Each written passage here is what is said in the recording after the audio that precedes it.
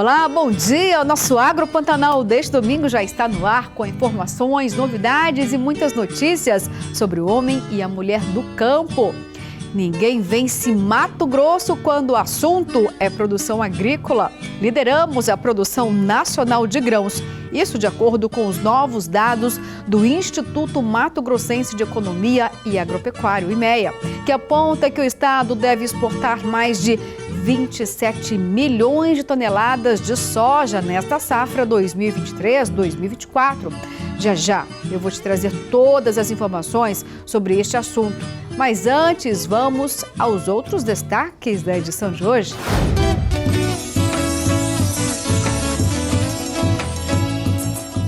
Boa notícia para quem gosta daquele churrasquinho de final de semana. O preço da carne bovina caiu. O Ministério da Agricultura autoriza cultivo excepcional de produção comercial de soja em Mato Grosso durante o período de vigência do vazio sanitário. E no Papo com Café eu vou conversar com a advogada Ana Lacerda e com o advogado José Lacerda. Vamos falar sobre armazenagem de grãos em Mato Grosso. E como não poderia faltar, vamos ter aquela receita saborosa para você preparar ainda hoje. É só esperar e anotar os ingredientes. Vamos iniciar a edição falando de agronegócio. Mato Grosso deve exportar mais de 27 milhões de toneladas de soja nas safras 2023-2024. Mas isso não significa o aumento das exportações. A estimativa prevê o contrário, a retração em relação à safra anterior. Os detalhes comigo agora, aqui na tela do nosso Agro Pantanal. Mato Grosso é líder nacional na produção de soja. Os números são bons, mas já foram melhores. As condições climáticas da safra anterior foram perfeitas. Choveu e fez estiagem no período certo para a oleaginosa, diferente deste início de safra. Por isso é que o Instituto Mato Grossense de Economia e Agropecuário, IMEA, aponta que a produção das lavouras deve reduzir. Teriam apenas 59 sacas por hectare, não as 62, como ocorreu na safra anterior. Para 23-24, nessas primeiras estimativas, o IMEA está estimando produtividades dentro das médias históricas. Então, por isso que ainda é muito cedo para a gente dizer, né, como que vai ser o clima, como que vai ser o desenvolvimento da cultura nos próximos meses. Então, passando setembro, outubro, a gente já vai ter uma visão mais clara de como vai ser essa produtividade. Mas, por enquanto, né, a gente está estimando uma produtividade menor, porque a gente está fazendo essa média histórica, né, das últimas safras, então está dentro da média histórica. Sendo assim, a exportação deve ficar em 27 milhões de toneladas. É uma retração, mas não é tão significativa. Isso não deve trazer muitas questões aqui para o setor, problemas para o setor, até porque não é um problema de demanda, né? Então a gente tem uma demanda externa firme, principalmente com alguns outros países, né? Os Estados Unidos tendo alguns problemas na safra, então a demanda externa ela está firme. Então acredito que não vai ter nenhum problema no desenrolar da safra. É mais por uma questão mesmo que a gente está estimando por enquanto uma menor produção. Se de um lado o Mato Grosso apresenta uma ampliação do plantio da soja, mas de outro lado a queda da produtividade, fica a pergunta e a rentabilidade do sojicultor. Será que ficaria ameaçada até mesmo frente aos custos de produção? A resposta é o seguinte: cautela. Apesar do IMEA ter registrado uma redução no custo da 23-24 de soja, o preço ele caiu mais. Então a gente está vendo uma diminuição de fato na rentabilidade do produtor.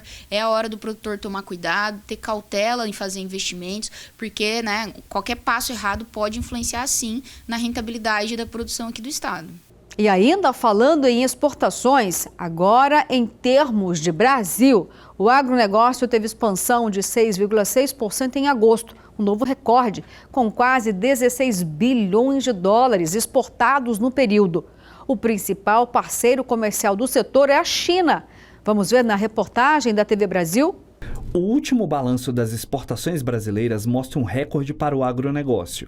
Segundo o levantamento do Ministério da Agricultura e Pecuária, o mês de agosto desse ano registrou uma alta de 6,6% em relação ao ano passado. A safra recorde foi um dos fatores desse aumento, que corresponde a 50,4% do total de exportações acumuladas em 2023.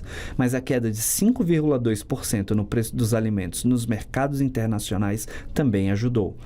Soja em grãos e a soja em farelo foram os produtos que impulsionaram o balanço positivo, além do milho, açúcar e a carne de frango. O principal parceiro comercial desse bom resultado foi a China, que comprou cerca de 30% da safra de soja e 25% da safra de milho produzidos no Brasil. No total parcial do ano, o Brasil já exportou mais de 112 bilhões de dólares, uma alta de 4,2% em relação ao período anterior. O nosso agro vai para o primeiro intervalo, mas não sai daí, eu volto já já.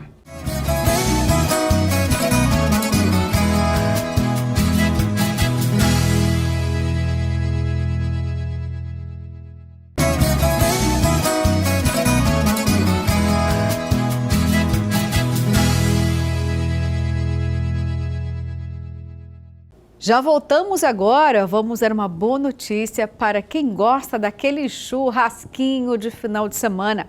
O preço da carne bovina caiu, positivo para o consumidor e pouco atrativo para o pecuarista. Os detalhes agora com Daniel Santos. Fim de semana, hora de escolher os cortes para aquele churrasco. Hoje, mais ou menos, lá a gente vai ter uns 100 homens lá, então é bastante gente. Para entender, é um encontro de homens? É um encontro de homens. De uma igreja? De uma igreja, isso. E nesse encontro, churrasco? Churrasco. Haja churrasco, hein? Haja churrasco, haja carne, né? Para essa turma, atender a clientela no balcão, também por telefone. O carro tá R$ 38,99, amigo. Aberto até R$19,40. Enquanto isso, o colega prepara mais 2 espetos sob encomenda. E cá entre nós, que imagem convidativa, não? Tá pronta para ir pro braseiro essa aí? Com certeza. Só falta brasa acesa no momento, né? Aquela cerveja gelada, o churrasco voltou. Bora perguntar ao especialista, e esse entende mesmo, viu? São mais de 20 anos na profissão. Quais são os cortes mais pedidos, seu Carlos? Hoje são o prime rib, a parte do ancho. O que é ancho? A parte do contrafilé, onde fica a capa do contrafilé. E a outra é prime o quê? Prime rib. O que é prime rib? É o contrafilé com osso, estendido o pedaço da costela. E a trei ripa, é bem vendida também. O motivo de tanta procura? Atendimento, qualidade e preço. Queda de 9,36% só no primeiro semestre. A alcatra despencou 11,5%. Filé mignon, mais de 10%. Contrafilé, 10,17%. E a picanha sofreu queda de 7,88% na peça. Bom, para a gente entender um pouco mais sobre esse movimento de mercado, a gente veio até a sede da Acrimate, Associação dos Criadores de Mato Grosso, conversar com o presidente Oswaldo Ribeiro Júnior. O pessoal costuma dizer que quando está muito bom para o varejo, para quem vai até o açougue, não está muito positivo para o pecuarista. Procede? Procede em parte, né? A pecuária, todo mundo sabe que é uma atividade não especulativa, uma atividade de longo prazo, né? De 3 a 4 anos, desde que você insemina um animal, a vaca, para poder você ter um boi gordo, você demora quase 4 anos. Então você não tem como prever o que vai acontecer daqui a 4 anos. Então a gente é efetivamente não especulativa. E aí dentro desse cenário a gente tem um ciclo pecuário, né? O ciclo pecuário que é de alta e baixa, né? A gente tem um mercado, que é o mercado soberano, né? Como diz o nosso amigo Maurício Tonhá, o mercado não avisa, ele não te antecipa, o mercado é o mercado, né? E a gente tem que se adaptar.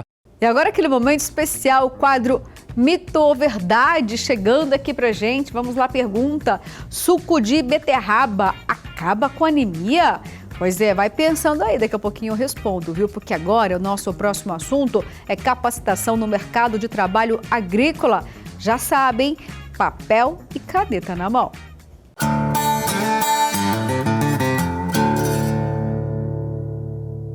O Sistema FAMAT e os sindicatos rurais oferecem os seguintes cursos: Em Jangada tem produção caseira de derivados de milho, começa dia 2 e vai até o dia 6. Informações pelo 6599797974. Em Alto Garças tem classificação de produtos de origem vegetal, soja e milho. Começa dia 2 e vai até o dia 6 de outubro. Informações pelo 6634712663. Em Vila Bela de Santíssima Trindade tem avicultura de corte. Começa dia 2 e vai até o dia 6 de outubro. E informações pelo 6532591018. Em Colíder tem produção de derivados do leite e queijos. Começa dia 2 e vai até o dia 6. E informações pelo 6635414630. Em Vila Rica tem vacinação contra a brucelose. Começa dia 27 e vai até o dia 28, hein? Informações pelo 6635541386. E agora vamos para mais um intervalo, mas não sai daí. Daqui a pouquinho estou de volta com muito mais para você.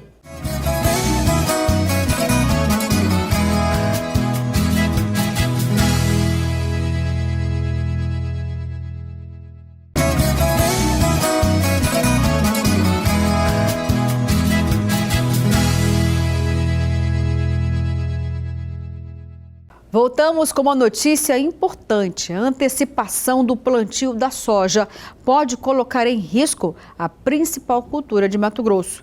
O Ministério da Agricultura autorizou o cultivo excepcional de produção comercial de soja aqui no estado a partir de 1º de setembro, durante o período de vigência do vazio sanitário. O Ministério da Agricultura e Pecuária autorizaram no mês passado o plantio excepcional do soja a partir do dia 1º de setembro. A medida, segundo o Ministério, foi solicitada por meio da Associação Mato Grossense dos Produtores de Algodão, a AMPA, presidida por Iraí Maggi, com o objetivo de diminuir os riscos climáticos durante a produção do algodão segunda safra. Normalmente, o calendário de semeadura, como é chamado o período do plantio da soja, começa no dia 16 de setembro e se encerra ao final de dezembro. A medida não é vista com bons olhos por órgãos ligados ao plantio de outras culturas, principalmente do soja, que, por sinal, pode ser o mais prejudicado com essa ação. O setor produtivo da soja foi recebido com bastante surpresa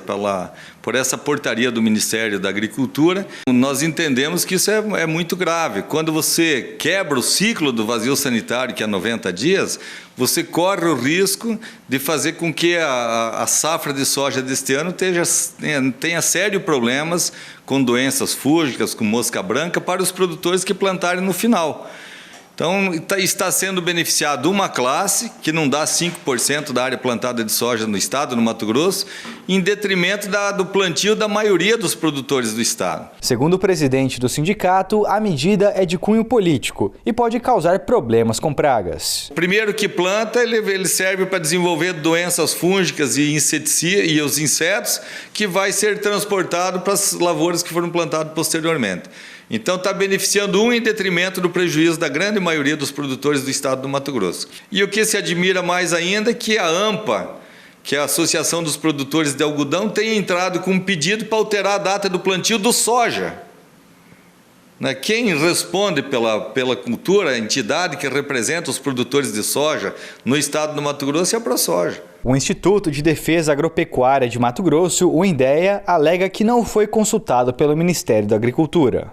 Devido a essa dinâmica, essa rapidez de ter sido lançado questões dessa possível antecipação, sem consultar o INDEA, sem consultar os demais órgãos. Na verdade, até o INDEA em si não foi consultado, né? E tudo que aflige, que adentra o período vazio sanitário para nós, que, querendo ou não, expõe ao risco, né, a cultura da soja. Mas a gente não pode precisar isso aí de forma alguma, porque foi uma medida tomada de extrema urgência e sem realizar qualquer tipo de teste, qualquer tipo de confirmação se isso aí impacta ou não positivo ou negativamente no caso da produção de grãos. Ele explica que as normas seguidas pelos agricultores devem ser as indicadas pelo próprio INDEA. O produtor hoje que ele realiza esse plantio fora do calendário 16 de setembro ao dia 24 de dezembro, ele é penalizado com auto-infração, né? Lembrando, agora nos casos que o produtor conseguir protocolar junto à Superintendência Federal da Agricultura e tiver o protocolo, além do protocolo, a autorização do Ministério da Agricultura, aí outras medidas vão ser tomadas, só que a gente ainda não tem uma instrução de serviço diretamente para agir sobre essas áreas. A gente vai realizar a fiscalização, fazer o laudo, fazer a fiscalização e juntar esses documentos e aí sim ver qual medida será tomada, né? Vale ressaltar que para fazer o plantio antecipado, o produtor rural deve requerer uma autorização especial do Ministério da Agricultura e seguir os protocolos indicados pelo órgão governamental. Hoje, a homenagem para os madrugadores do Brasil, os feirantes. Uma profissão que exige muita disposição e força de vontade, porque a rotina não é brincadeira não, hein? É graças a eles, a cidade tem os alimentos sempre fresquinhos. Vamos conferir na reportagem do Sistema CNA-Senar. Um som bem conhecido. Vamos lá, gente, chega pra cá, vamos aproveitar, hein? Hoje tem mandioca do amor, quem provou se apaixonou. E existe por todo o Brasil um lugar onde o público é fiel e onde a variedade sempre surpreende o consumidor mais exigente. Sejam bem-vindos às feiras livres. Feira é uma cultura, rapaz, entendeu? Isso aqui é a coisa mais boa do mundo. O Rodrigo trabalha como feirante há 22 anos numa profissão que segue na família desde o avô, como muitos por aqui. Normalmente é uma feira de família, né? Se você perguntar aqui, o laranjeiro tem parente? Tem. O queijeiro tem parente? Tem. Então assim, é algo passado de geração para geração. E a preparação para mais um dia de trabalho segue a tradição da família. Começa bem antes do sol nascer.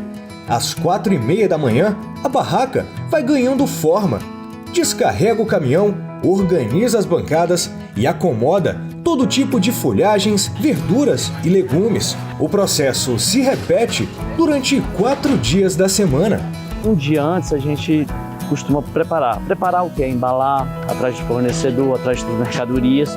E no dia posterior ocorre a venda nas feiras. Na feira de todo domingo, em Taguatinga, no Distrito Federal, o Rodrigo conquistou clientes fiéis que visitam a barraca há muitos anos. E para eles, não faltam motivos para explicar a escolha de comprar na feira. Compro do Rodrigo há pelo menos 15 a 20 anos. Eu sou um cliente fiel, aquele que basicamente eu pego a banca dele abrindo junto com ele muitas vezes, para a gente pegar, colher o que tiver de melhor dos alimentos aqui na banquinha do nosso amigo Rodrigo. Todo domingo eu tô aqui, então me encanta muito o trabalho, a delicadeza, o cuidado das verduras, dos legumes, então é o que faz as pessoas virem aqui na feira. E é em busca de todo esse cuidado, da qualidade e do frescor que a maioria aqui vem atrás. Gente que enche as sacolas com os produtos dos feirantes que chegaram cedo, levando para casa o que mais apreciam. O hortelã, o cheiro verde, o ovo, a tomate, a laranja.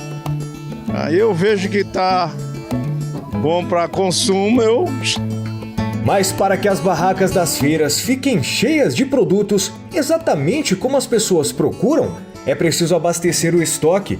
O Rodrigo visita várias propriedades rurais sempre um dia antes de cada feira. E é o caso do Kécio. A gente produz de tudo um pouco de folhagem. A gente produz alface, tem alface crespa, tem alface americana, tem alface roxa. A gente tem que se dedicar bastante. Tem que todo dia estar cuidando bem. De volta à feira, encontramos Francisco com uma lista na mão. Ele bate ponto na barraca do Rodrigo. O chefe de cozinha escolhe pessoalmente os alimentos que vão compor o cardápio e os pratos no restaurante dele. Já compro tem mais de anos as verduras coisas, porque os legumes são frescos, são direto da roça do produtor. Chega até a nossa cozinha, que são os alimentos de qualidade. E na cozinha do restaurante, as mãos do Francisco começam o trabalho de transformação dos alimentos. Alface, cenoura, tomate, pepino, brócolis, couve-flor, vagem, acompanhados de manga e abacaxi, a mistura de legumes e frutas que virou uma deliciosa salada tropical. Eu fico muito satisfeito que os clientes gostam muito. Eles elogiam a qualidade das frutas, a qualidade das verduras, a qualidade de tudo que eu preparo, que vem de lá. E se hoje nós temos as feiras da maneira como estamos acostumados, tudo começou muito tempo atrás. Segundo a história, os registros iniciais são por volta do ano 3000 a.C., junto com as primeiras cidades. No Brasil, para ordenar e regularizar as condições e periodicidade das feiras livres, um ato foi instituído em 25 de agosto de 1914, em São Paulo. De lá para cá, a data passou a celebrar o Dia do Feirante no país.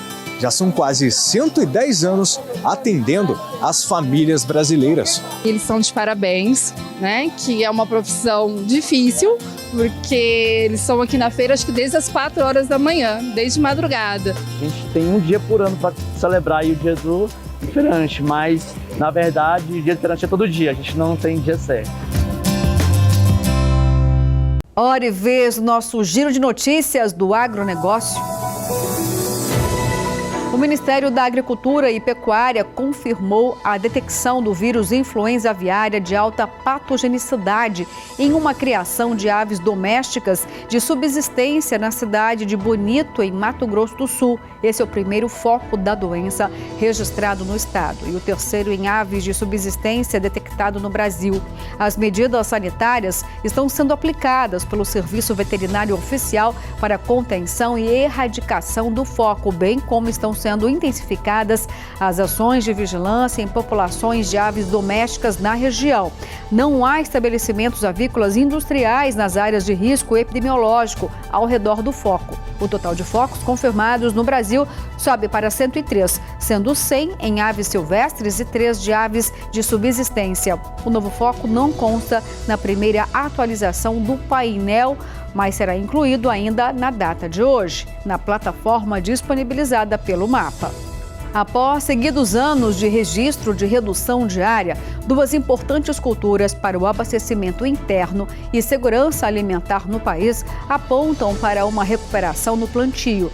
De acordo com a 11ª edição das Perspectivas para a Agropecuária, safra 2023-2024, os agricultores deverão destinar maior área para a semeadura de arroz e feijão. De acordo com a Companhia Nacional de Abastecimento, a CONAB, a produção de grãos na safra 2023-2024 deve chegar a 319 milhões de toneladas. Se o concretizado, o volume se coloca como o segundo maior já colhido na série histórica, contribuindo para a garantia do abastecimento e para a geração de divisas por meio das exportações. As cotações médias da carcaça especial suína e da carcaça casada bovina registraram fortes recuos em agosto, ao passo que o preço do frango inteiro resfriado subiu. Nesse contexto, a proteína suíno perdeu competitividade frente à bovina, mas ganhou em relação à de frango. No mercado atacadista da Grande São Paulo, o preço médio da carcaça especial suína caiu 5,3% entre julho e agosto, para 9,28 no último mês. O movimento de queda dos preços é justificado tanto pela baixa demanda quanto pela oferta elevada do produto. Para a carne bovina também negociada no atacado da Grande São Paulo, o valor recuou forte em 5,4% em relação ao mês de julho. E agora o nosso agro vai para mais um intervalo. Espero por você, viu? Na volta nós temos um bate-papo especial no quadro Papo com Café.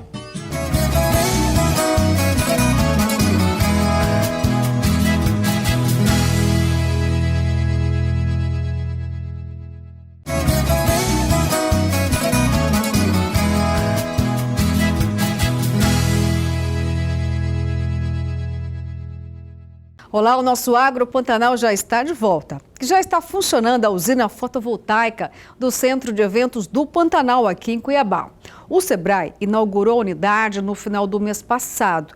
O investimento de R$ 3.600.000 terá retorno após 4 anos de funcionamento. Mas o principal ganho é a sustentabilidade. Os detalhes a gente confere agora na reportagem de Antônio Carlos Silva.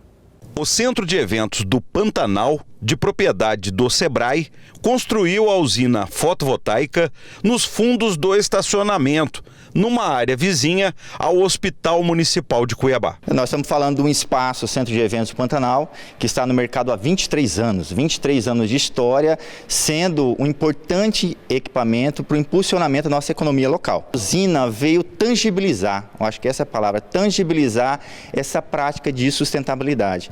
E a gente trouxe essa conquista para que possamos demonstrar para a sociedade a importância de você fazer um evento com a economia limpa, com a energia limpa. A usina de energia solar tem 972 módulos de silício monocristalino.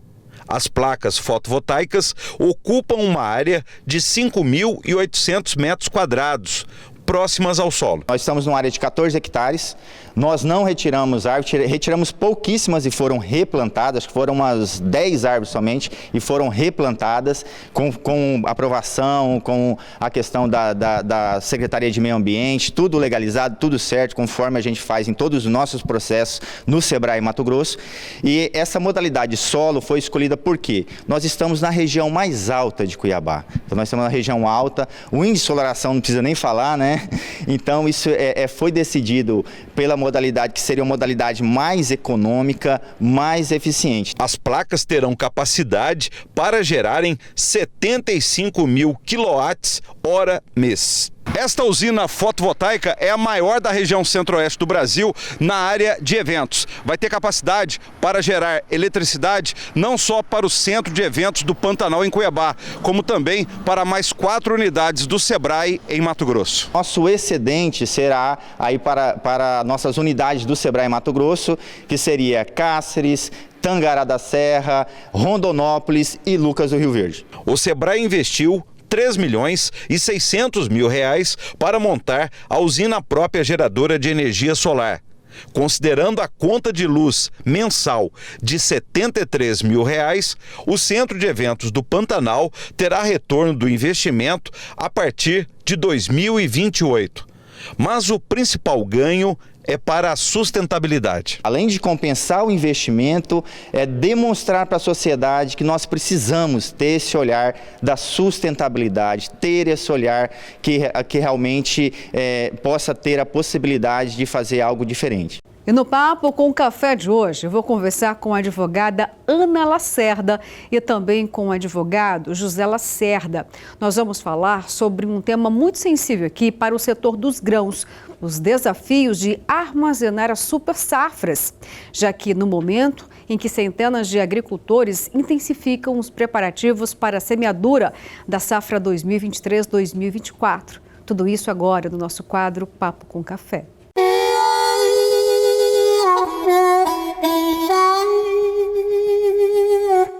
Olá, Ana, bom dia. Seu José, bom dia. Sejam muito bem-vindos aqui no Agro Pantanal. Oi, Luciana, bom dia.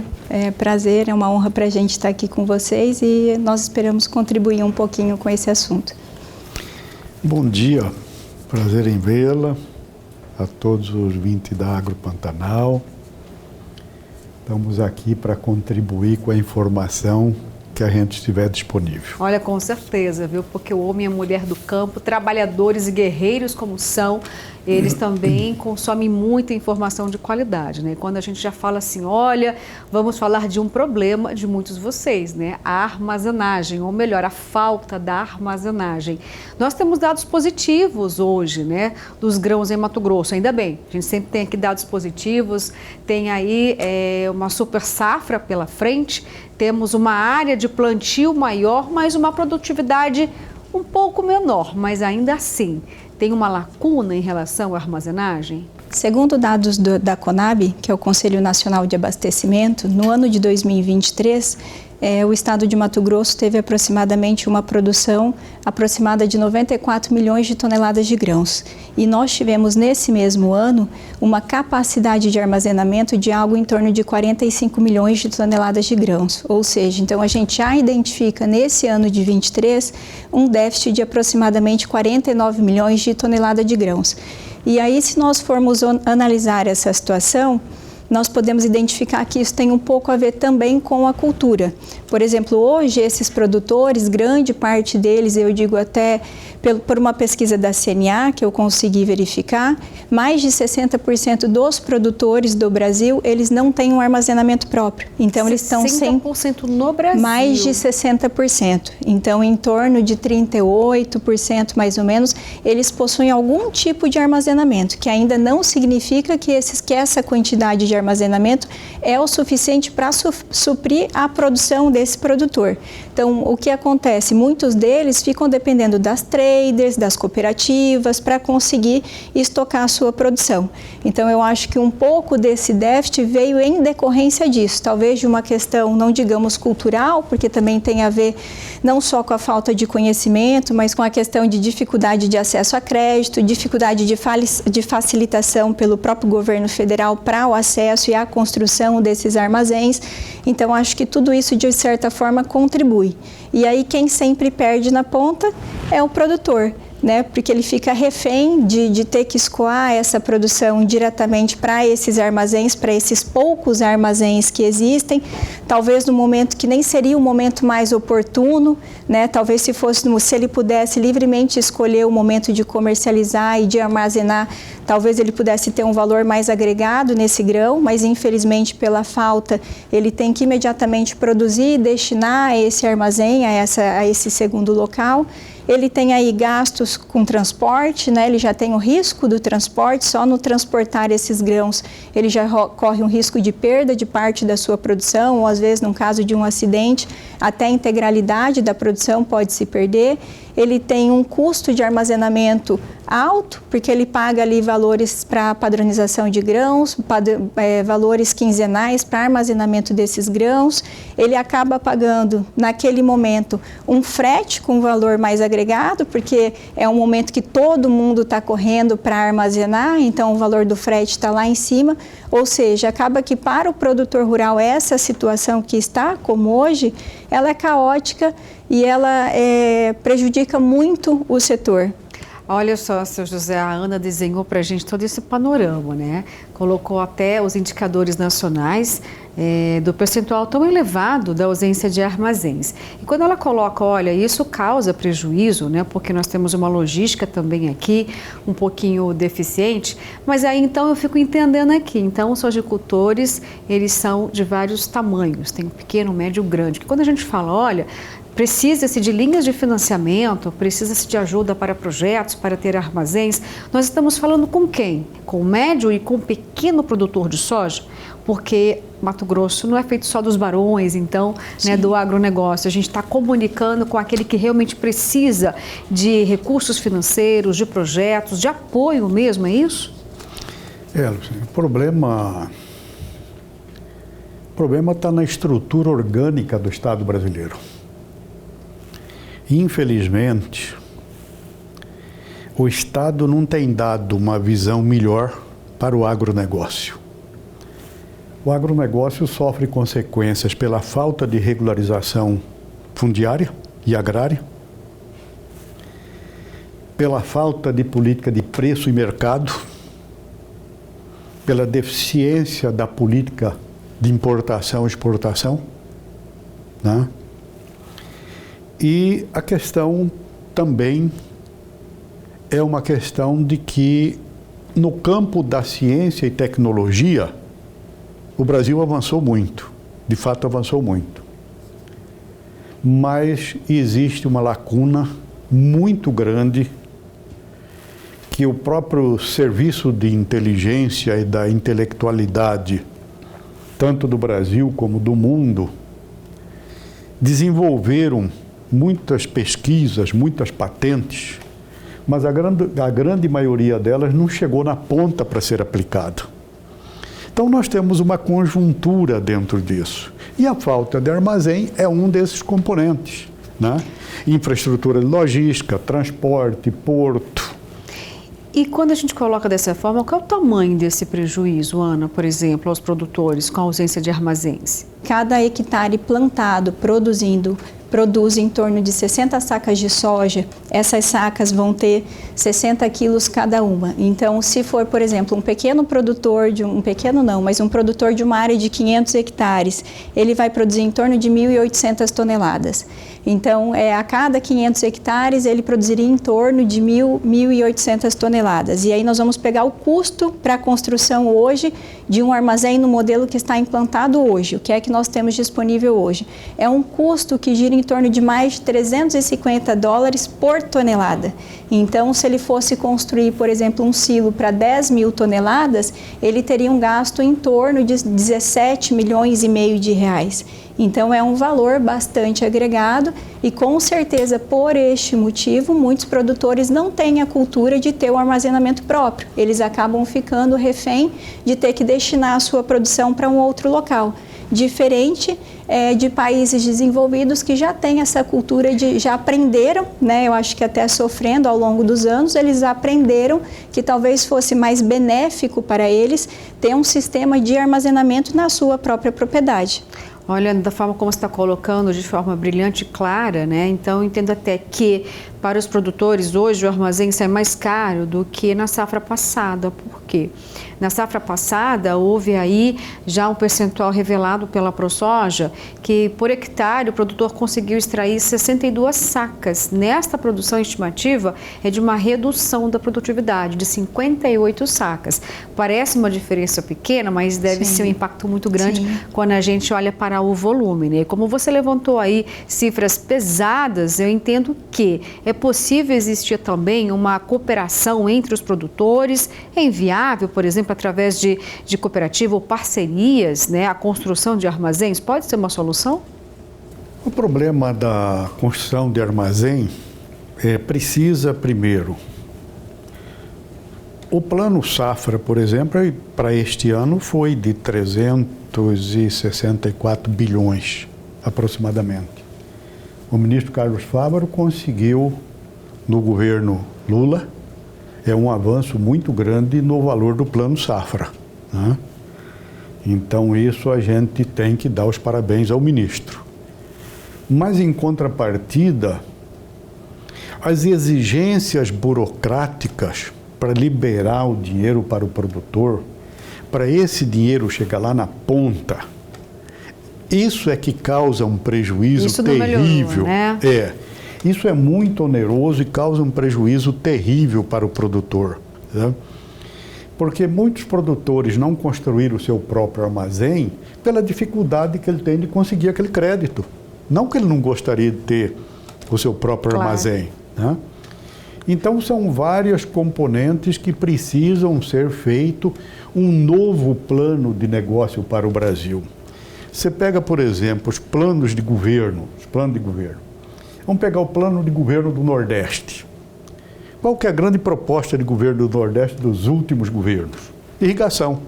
Ora, o Nordeste tem 100 milhões, o semiárido brasileiro tem 100 milhões de hectares, e todo o plano de desenvolvimento do Nordeste é em cima da irrigação e só tem capacidade para irrigar 3 milhões.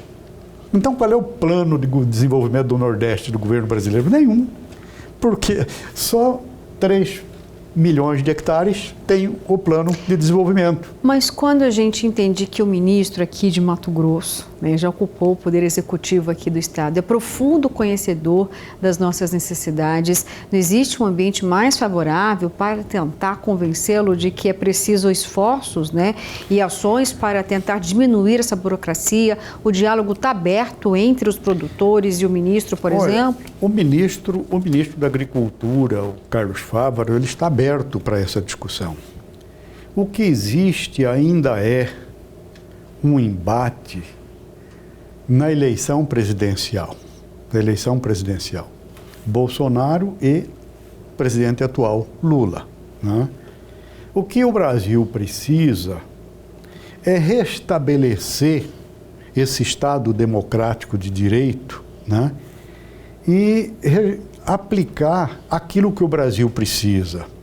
O Brasil precisa de paz, o Brasil precisa de muita calma, o Brasil precisa de muita ciência, muita tecnologia, muita inteligência. O Brasil, que é um grande país em produtos, vamos dizer, primários, na área ambiental. Se você pegar hoje, por exemplo, a biodiversidade nossa, né? A nossa produção agrícola, mas nós ainda precisamos fazer essa transformação, porque o país produz hoje comida para alimentar 1 bilhão de pessoas. Mas qual que é a população do país? 200 e poucos milhões, né? Então tem um excedente muito grande. O rebanho bovino do Brasil é muito grande, é o maior do mundo, né? Então, se não tiver quem consome, é isso que eu coloco, que a política externa de importação e de exportação, principalmente da exportação, precisa ter um viés mais compatível, mais adequado, que vá beneficiar o produtor. Porque o nosso produtor brasileiro, ele é extraordinário, o produtor brasileiro. Dentro da produção agrícola, dentro da porteira da propriedade para dentro, ele é um grande especialista. Mas da porteira da fazenda para fora não depende dele. Ele depende das normas do Estado brasileiro. Não é ele que regula o mercado. Aí ele sofre as consequências da ideologia ambiental, não da ciência ambiental. Ciência ambiental todo mundo quer. Para mim, que fui secretário de Estado de Meio Ambiente. Ciência ambiental todo mundo quer. Mas a ideologia ambiental prejudica a vida do nosso produtor, da porteira para dentro, porque ele passa a ter muita dificuldade. Então, eu acho que há necessidade de fazer uma revisão. Nosso Código Ambiental, florestal?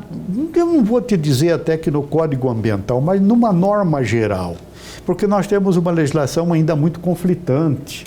Então, se você pegar o Estatuto da Terra, da Terra que vem lá de 64, né? Pega toda a legislação hoje agrária, fundiária e agrícola, você vê que tem muitos conflitos. Então não dá segurança jurídica para o homem do campo. O homem do campo tem sofrido muito. Olha, não vamos nem entrar então no marco temporal, porque a gente só falou, né, da insegurança jurídica, fica para um outro tema. Só para a gente aqui, né, condensar um pouquinho a questão dos armazéns, existe uma perspectiva então, uma meta, né, de reduzir esse déficit de armazém? Qual que é a avaliação dos senhores que estão ali, né, de olho nessa questão tão importante? Tem uma estimativa, Ana, acredita numa redução do déficit de armazéns? Acredito na possibilidade e na capacidade dos produtores se adequarem a isso, mas acredito que para isso precisa uma mudança de cultura, uma mudança de postura de governo, de políticas, né, incentivos, acesso a crédito, até de ensinar esse produtor como é possível acessar esse crédito, como que ele vai conduzir a operação daquele silo, né? Qual é o gasto que ele vai ter para que ele possa contabilizar lá e no final ele verificar que talvez se ele tiver um armazenamento próprio, talvez para ele seja lá no final muito mais rentável. E aí ele vai ter autonomia para comercializar esse grão dele a hora que ele quiser e bem entender. Nós temos um modelo convencional. Existe no mundo outros modelos de armazenamento de menor porte, mas que serve para o pequeno produtor, para o médio produtor e também para o grande produtor. São armazéns que podem ser construídos de forma modular, de acordo com a produção. Eu acho que essa amplitude também, para que o nosso produtor brasileiro possa ter essa tecnologia, é extremamente importante. Mas já tem essa tecnologia aqui no Brasil? Não, no Brasil ainda não tem. Tem alguma coisa no Brasil, mas é muito incipiente. Mas existe em vários países e já tem essa tecnologia que estão sendo aplicada. Então eu acho que é possível que traga para cá um projeto piloto, alguma coisa dessa natureza. Tá certo. Ana, Sr. José Lacerda, agradeço muito a presença de vocês aqui no Agro Pantanal. E voltem mais vezes, por favor. Tá certo. Nós que agradecemos, Luciana. Bom, e agora chegou aquele momento especial, Sabores do Cerrado, para você fazer igualzinho aí na sua casa ou na fazenda.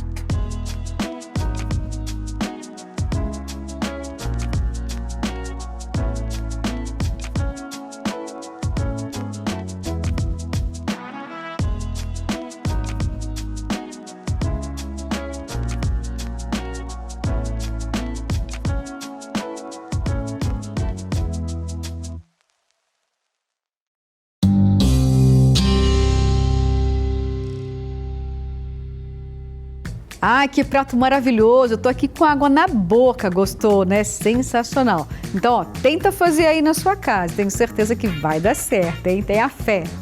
Olha só, vamos agora à resposta do nosso quadro Mito ou Verdade deste domingo. Vamos rever aqui a pergunta: suco de beterraba acaba com anemia? É mito, gente. Olha aí, a beterraba possui quantidades muito pequenas de ferro de baixa biodisponibilidade, dificultando a recuperação de anemias ferroprivas. Já um bife pequeno tem em média 7,5 mg de ferro e um bife de fígado tem em média 8,5 mg de ferro. Lembrando que o ferro presente nos alimentos de origem animal é mais facilmente aproveitado pelo organismo. Tá precisando de uma força a mais aí nesse sangue? Então inclua aí mais proteína animal na sua alimentação. Mas é claro que você não vai deixar de consumir a beterraba. Ela possui muitos outros nutrientes saudáveis que também conferem energia, viu? Aproveite aí essa informação valiosa para você. E assim termina o nosso Agro Pantanal deste domingo. Muito obrigada pela sua companhia. E domingo que vem, com a graça de Deus, tem muito mais. Tchau!